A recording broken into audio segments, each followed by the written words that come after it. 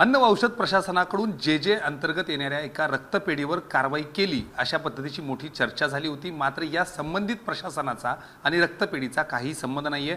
आपल्यासोबत वैद्यकीय अधीक्षक संजय सर आपल्यासोबत आहेत। जसं मी उल्लेख केला की मागच्या 2 दिवसांपासून अन्न व प्रशासनाने केलेल्या कारवाईमध्ये रक्तपेढीची अवस्था दाखवण्यात आली होती। काय नेमकं संबंधित प्रकरण आहे, कसा आपल्याशी प्रशासकीय याबद्दल काय नेमकी?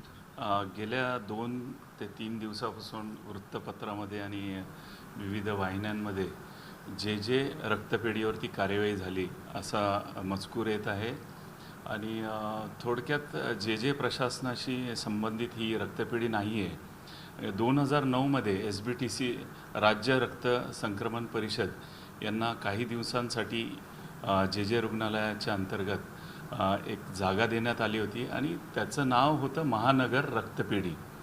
आणि पुढे काही कालांतराने सडनली आम्हाला काही कॅम्प्सच्या दरम्यान जे हॉस्पिटलची पर्सनल जी रक्तपेढी असती ती ज्यावेळेस कॅम्पला जायची त्यावेळेस आम्हाला असे बॅनर्स दिसायला लागले की जे महानगर रक्तपेढी। याबाबत आम्ही बऱ्याच वेळेस त्या रक्तपेढीला सूचनाही केल्या की जेचं नाव तुम्ही लावण्यात येऊ नये, कारण पब्लिकमध्ये बाहेरील सर्व NGOजमध्ये किंवा बऱ्याचशा अधिकारी वर्गांना असं लक्षात येते की ही रक्तपेढी जे रुग्णालयाचीच आणि बरेचसे आमचे कॅम्प्स जवळपास 50 ते 60% कॅम्प्स ह्या नावामुळे आमचे जे रुग्णालयाला जे मिळणार होते ते जे महानगर रक्तपेढीने कुठेतरी ते घेतलेले आहेत।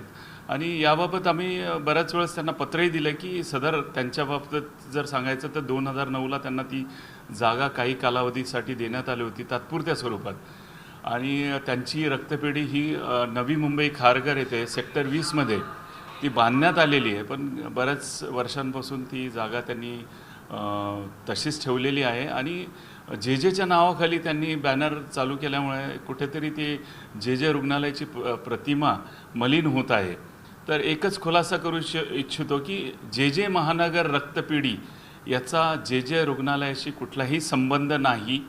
वैद्यकीय शिक्षण विभागाची आपली जे हॉस्पिटलची रक्तपेढी ही वेगळी आहे आणि त्याबद्दल खुलासा करू इच्छितो, कारण कुठेतरी आम्हालाही याबाबत खूप दररोज बरेचसे फोन येत आहेत की मी त्याबद्दल येणारच होतो। जे हे रुग्णालय फक्त मुंबई किंवा महाराष्ट्रापुरतं नाही तर देशभरातनं अगदी विश्वासानं अनेक पेशंट इथं येत असतात।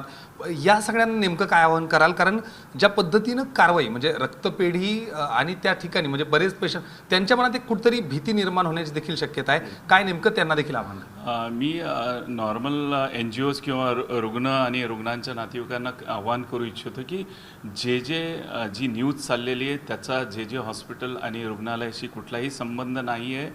जे रुग्णालय हे सर्वसाधारण आणि गरीब रुग्णांसाठी कार्यरत आहे आणि सदैव कार्यरत राहील आणि याबाबत खुलासा देणं आवश्यक होतं, कारण कुठेतरी आमच्या रुग्णालयाची प्रतिमा मलिन होत आहे। या रक्तपेढीचा आणि जे रुग्णालयाचा कुठेही अक्षरशः संबंध नाही। एक शेवटचा प्रश्न, जसं तुम्ही उल्लेख केलात की नाव जे आणि महानगर वापरल्यामुळे बरेचसा संभ्रम होतोय, त्यांच्यावर या संदर्भात म्हणजे तुम्ही पूर्वी कळवलंच होतं, पण यापुढे तरी अधिकृत अशी काही कारवाई करणार आहात का, तशा पद्धतीची काही तक्रार देणार आहात का, तशा काही सूचना?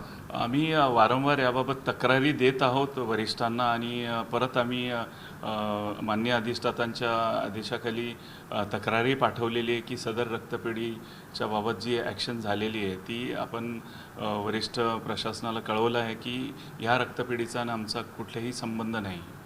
खूप खूप धन्यवाद वैद्यकीय अधीक्षक संजय सर आपल्यासोबत। एकंदरीत बघितलं तर संबंधित रक्तपेढीचा प्रशासकीय पातळीवर किंवा कुठल्याही ज्या पद्धतीनं ब्लड डोनेशन कॅम्पबद्दल त्यांनी देखील खुलासा केला की जेचं नाव वापरल्यामुळं मोठ्या प्रमाणात संकलन देखील होण्याची शक्यता आहे। त्यामुळं येत्या काळात जे कोणी रक्तदान शिबिर करणारी व्यक्ती मंडळी असतील मोठ्या प्रमाणावर अशा गोष्टींपासून देखील त्यांनी सावध राहावं आणि आपण करण्यात असलेली शिबिरं देखील योग्य हाती पोचावी ही देखील काळजी या निमित्तानं घेण्यात यावी।